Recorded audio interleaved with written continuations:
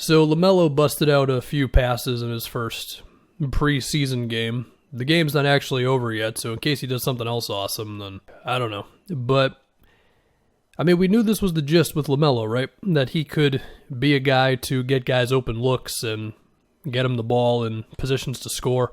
Some of the passes he busted out in this game with his 4 assists. So he had 2 behind-the-back passes. One was in transition to Miles Bridges for a layup. The other one was off of an ISO, and he got the 2 defenders committed to him, and then he did the behind-the-back to Biyombo right there for an easy bucket. One of his assists was a full-court pass to Biyombo, and then another one might have been more of a routine one. He also had a couple of plays that didn't result in assists. One was the behind-the-head pass to Cody Zeller, which was a foul.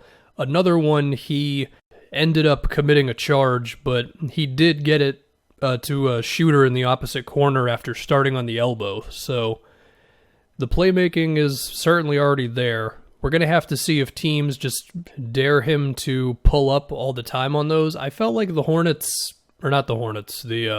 Raptors went under on some of the screens on Lamelo, but he still had a good amount of room to operate.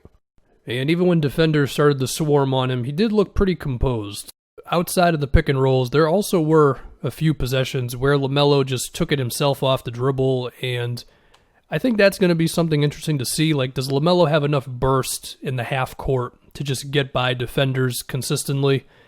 Is he strong enough to where he can kind of shoulder a guy out of the way, that sort of thing? He did have a few moments in this one where he was able to get by his guy without a screen, and that was the behind-the-back pass, the second one to Biyombo. That one was just off of an ISO. That wasn't even from a screen.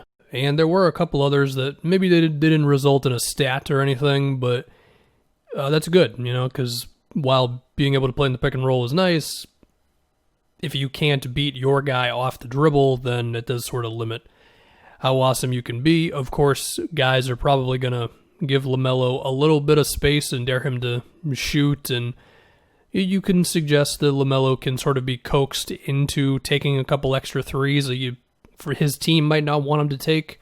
So we'll have to see with all that stuff. But yeah, he can get to the rim, so that's good. I think it was also a good sign that he was willing to go for isolations at times.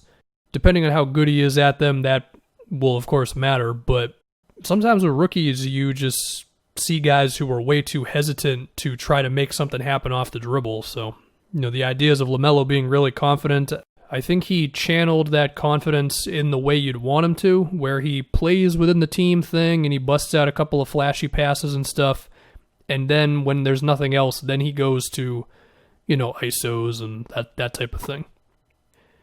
I think Lamelo has certainly shown that he's an awesome passer, which we all pretty much knew, but you see it here now.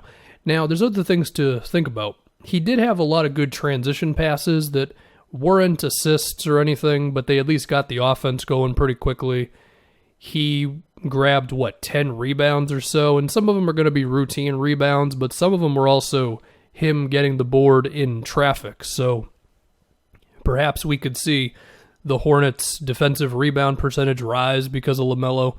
The other thing to discuss, too, was the fact that he didn't start, which, cool, but is that going to be the long-term thing for this team? I mean, if you're going to go with the whole veterans play over rookies, and it's Devontae and it's Rozier over Lamelo, and we'll just have to see how they manage that whole thing. I mean, I guess Rozier was probably the best defensive player of those three, so maybe that would be the reason you'd want him out there.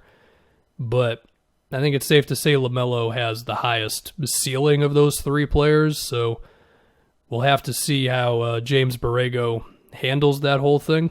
I guess if there's anything to be not as psyched about with Lamelo, it would be his scoring. He had 0 points, 0 for 3 on his threes, 0 for 5 on field goals overall. I didn't see all the shots. I saw a couple of his threes. One was pretty deep. It was sort of earlier in the shot clock, and that is a shot that scouts have been a little concerned with him attempting.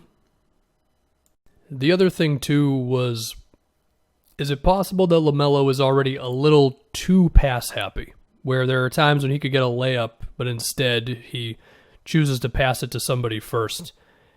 Maybe. I mean, if you're going to be able to pull out behind the back passes all the time and behind the head passes and get it to open shooters in the corners and stuff, then keep on doing those things, of course. But there might be a couple times where you can tell going into a drive that Lamelo is looking to pass as opposed to just make the right decision in the moment. And, I mean, he can still make the pass, so that's great. But, okay, maybe that could be something to work on. And I think if you went and looked at every single possession that Lamelo was handling the ball in this game, maybe you could have seen that a few times. To talk about Lamelo's defense in this game, I mean, I'll be honest, I wasn't glued the entire time watching, but I definitely saw my fair share of minutes, and it seemed like he was existing within the team defense pretty alright.